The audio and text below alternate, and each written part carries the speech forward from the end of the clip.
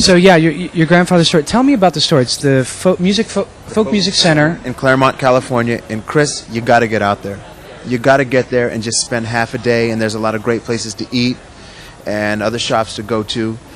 And it's just a magic place, and it's given so much to music as a whole. I mean, everybody's been through there. Taj has made a home there. Ry Cooder, David Lindley. Everybody's been through, and it's an incredible place. I mean, it's a musical instrument museum where you can walk in and take instruments that are certified museum pieces off the wall and play them, you know. And it's an archive for every tuning, for every stringed instrument you could ever come up with. It's just an amazing place, and my grandparents, I don't know how they could have ever put together such an incredible musical institution. So your mother still works at the store, right? Yeah, my mom runs it. My mom's running it. And you grew up around that store, yeah, learning how to make guitars and make, repair, restore, all of it. Yeah, I was a shop head, a budding luthier. So I want to go to the real core of what your musical inspiration is, and I think it lies in the instrument that has become your center, the Weissenborn guitar. Yeah, that's really where it started for me, is in the Weissenborn. I used to play bottleneck slide guitar, and I found it limiting to what I was hearing in my mind. And once I got to the lap slide guitar, the Weissenborn, which I discovered first at my family's music store, that opened up so many doors to me in songwriting, song crafting. It opened me up to writing and playing. You say that you were hearing a sound in your head that you couldn't replicate on the bottleneck slide. That's exactly it.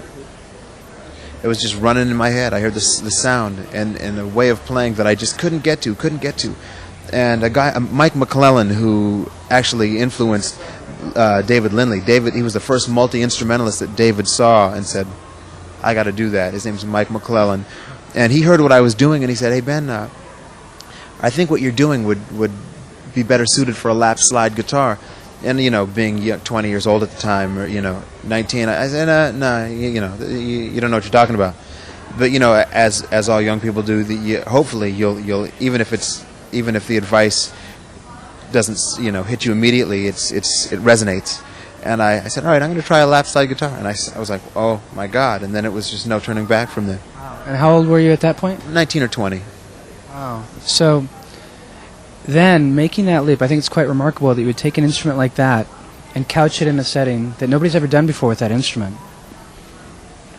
Yeah, it's been exciting, and it's been a challenge. And one of the main reasons it's been a challenge is because there's been no one to I can't ask. I've had to go through trial and error in getting to a sound that I could hear, because it's a lot different. Lap slide guitar doesn't sound the same through a Marshall as a Strat, So I've had to go through a lot of experimentation, and I really didn't have anybody to bounce anything off of. So I just went for it. And there's been some darker moments in my tone experiments. But as of right now, I'm really, it's taken hold. Something's happening. And that's really the source of all the creative fire. I mean, in terms of the songwriting, the inspiration.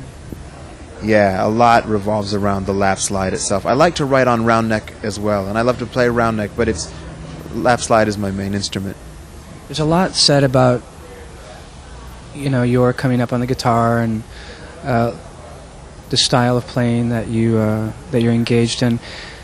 The lyrical component to your work, I don't think gets as much play, or it's interesting to me to find out where you draw that side of the inspiration from. Well, my grandfather's a poet, and my grandfather could rattle off, pages and pages of Rumi to Shakespeare. And so I grew up hearing that, and it was so eccentric and esoteric to me as a child, but really, started to grow into appreciating his genius, and he opened me up to a lot of literature, and even beyond that, it's instinct as well, and lyrics to me are a huge part of it. They're a huge part of the song. people say, "Do you write poetry?" I say, "Well, I trip over some poetry on the way to songwriting every once in a while, but it's mainly songs." So from an early stage, you were hearing wordplay and poetry.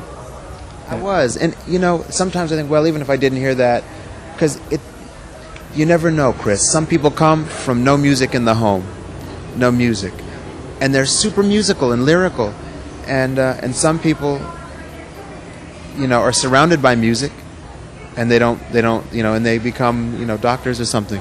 So there's really no rules, but for me, yeah, I mean, I think, and also my mom plays music and is just an incredible guitar picker and singer. She sings like Emmylou Harris, and She actually joins you on stage. yeah, she's going to join me tonight.